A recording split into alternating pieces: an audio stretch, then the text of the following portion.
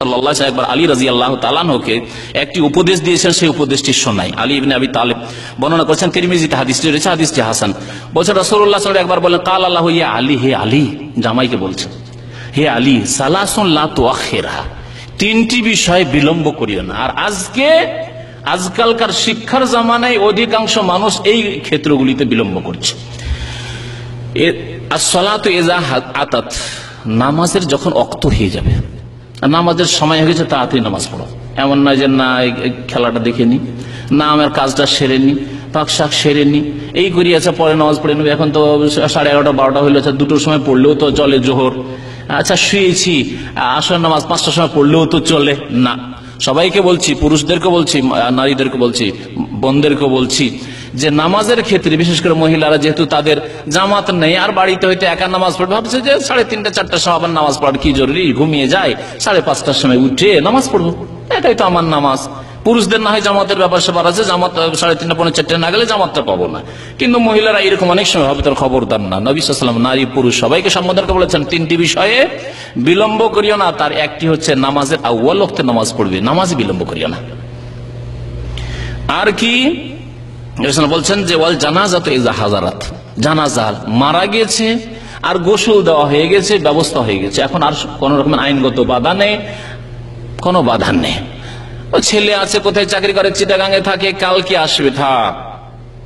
ওই মেয়ে আছে অমুক ডিস্ট্রিক্টে আছে, সে আসতে পারবে না, থাক না, কোনো অপেক্ষা নাই, ব্যবস্থা হয়ে গেছে জানাজার, তাহলে তাড়াতাড়ি জানাজার নামাজ পড়ে দাফন করে দাও, দাফনে বিলম্ব করিও না। যত তাড়াতাড়ি তাকে পৌঁছে দিবে ততই তার জন্য কল্যাণকর হবে। আর 3 নম্বর আজকের বিষয়ের সাথে সম্পর্ক, ওয়াল আইয়ামু ইযা ওয়াজাদতা লাহা কুফুয়ান, অবিবাহিত ব্যক্তি, অবিবাহিত ছেলে হোক অথবা অবিবাহিত মেয়ে হোক, যদি তার সমতুল্য ওই রকম তার উপযোগী ছেলে পেয়ে যাও বা মেয়ে পেয়ে যাও, বিশেষ করে ছেলেদের ক্ষেত্রে বলা হয়েছে এখানে, মানে ছেলে যদি ওই রকম উপযোগী পেয়ে যাও, মেয়ে আছে আর মেয়ে মাশাআল্লাহ, এই কথা ভাবিয়েন না যে না ওকে অনার্স করাবো, ওকে ডিগ্রি পাস করাবো অথবা MA মাস্টার করাবো, তারপরে বিয়ে দেবো, এখন মেডিকেলে পড়াচ্ছি, এখন এই পড়াচ্ছি না, ওইসব করিয়েন না। কারণ এইসব করতে গিয়ে ভালো স্বামী অধিকাংশ মেয়েরাই পায় না, বাস্তব সত্য। নবী করিম সাল্লাল্লাহু আলাইহি সাল্লাম বড়ই সুন্দর উপদেশ দিয়েছেন, যখন কোনো মেয়ের ভালো ছেলে পাবে তাড়াতাড়ি বিবাহ দিয়ে দাও, লা তুআখিরহা, বিলম্ব করিও না। সুতরাং ছেলে মেয়েদের লালন পালনের ক্ষেত্রে এটিও আপনার দায়িত্ব রয়েছে যে মেয়েদের বিবাহের ক্ষেত্রে বিলম্ব করবেন না। ভাবেন না যে না না না না এখন 22 বছর বয়সে দিব বিয়ে, না, 17-18 হয়েছে দিয়ে দেন।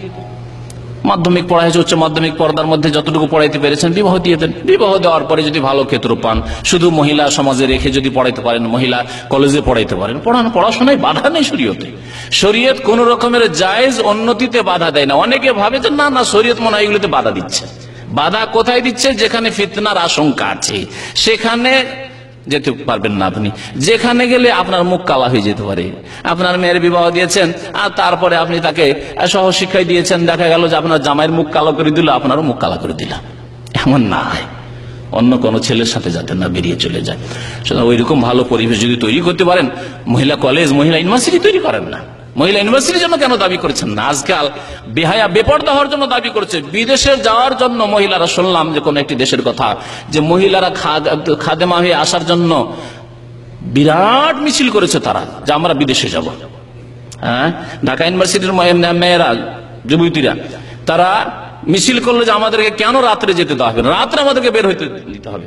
কেন এই মিছিল করছেন না যে আমাদের জন্য পৃথক ইউনিভার্সিটি লাগবে, ঢাকায় আর একটা ইউনিভার্সিটি, শুধু মহিলা ইউনিভার্সিটি লাগবে? কেন করছেন না এগুলো? কেন আল্লাহ এইরকম ভালো বুদ্ধি দিচ্ছে না?